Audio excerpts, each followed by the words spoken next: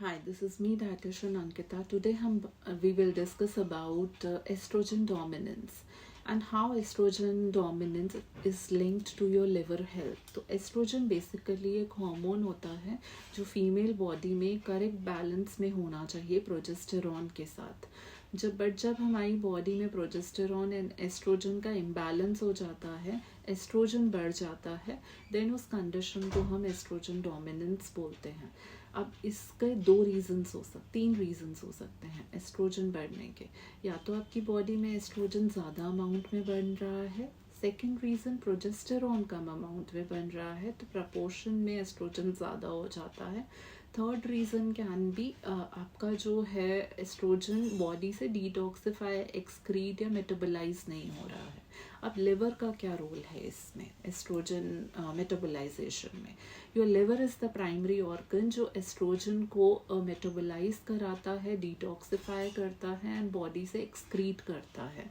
सो जब आपका liver compromised होता है या लिवर वीक होता है, लिवर अच्छे से काम नहीं कर रहा है, तो ये metabolisation, excretion and detoxification oestrogen का हो नहीं रहा है, which will lead to the accumulation of oestrogen in the system and body में लेवल्स बढ़ने लग जाते हैं। अब साइंस क्या है एस्ट्रोजन डोमिनेंस के? What are the symptoms? The symptoms will be that you will face PMS symptoms, आपको मूड स्विंग्स का इश्यूज रहेगा, हॉट फ्लैशेस आने लगेंगे, ब्रेस्ट में टेंडरनेस फील होगा, इरेगुलर पीरियड्स का इशू रह सकता है, फेब्रॉइड्स आपको रह सकते हैं, वेट गेन का इशू आप एक्सपीरियंस कर सकते हैं। So these all are the symptoms of oestrogen dominance.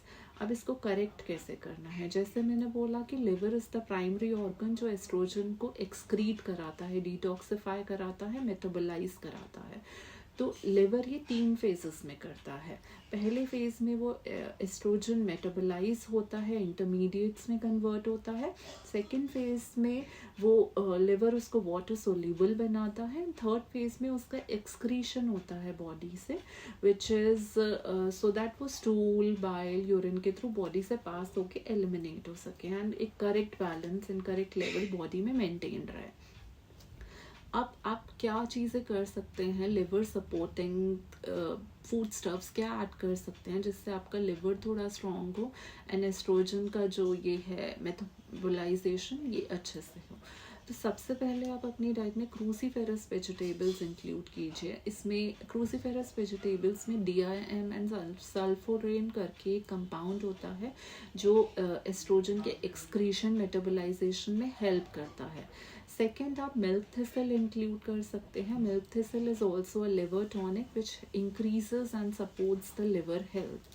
Third, आप अपनी डाइट में फाइबर को इंक्लूड कीजिए। फाइबर जो है आपके एस्ट्रोजन के साथ बाइंड होके एक्सक्रीट हो जाता है, बॉडी से हेल्प करता है। Third, you need to be properly hydrated क्योंकि एस्ट्रोजन आपकी बॉडी से फ्लश आउट तभी हो पाएगा जब आप प्रॉपरली हाइड्रेटेड होंगे। देन आपको अल्कोहल का कंजम्पशन नहीं रखना है बिकॉज अल्कोहल कंजम्पशन से लिवर हेल्थ कॉम्प्रोमाइज्ड होती है एंड हेंस एस्ट्रोजन का जो करेक्ट बैलेंस है वो आपका लिवर मेंटेन नहीं कर पाएगा। देन आप अपनी डाइट में B6, B12 एंड फोलेट का बहुत इम्पॉर्टेंट रोल है। तो आप ये सब चीज़ें इंक्लूड करेंगे तो आप अपनी लिवर हेल्थ को अच्छा रखेंगे and ultimately you will contribute towards maintaining your hormonal health also. So liver health is also very important. So this video is basically for those who wants to correct their hormonal balance issues, hormonal imbalance issues, but उनको लगता है कि PCOS ही एक reason है या menopause ही एक reason है ladies में एस्ट्रोजन इम्बैलेंस के होने का। तो नहीं, liver health is also one of the major reasons जिसमें आपकी बॉडी में हार्मोनल इम्बैलेंस हो सकते हैं, acne and all that issue will happen and आपके थाइज लोअर बॉडी में वेट गेन पुट ऑन हो रहा है। देन आपको अपनी लिवर हेल्थ पे भी इक्वली फोकस करना है, इक्वली ध्यान देना है। So this is me, dietitian Ankita, just trying to spread awareness and make you people aware so that you can take care of yourself a lot more efficiently and make yourself aware. So thank you and follow Nutrify for more such help.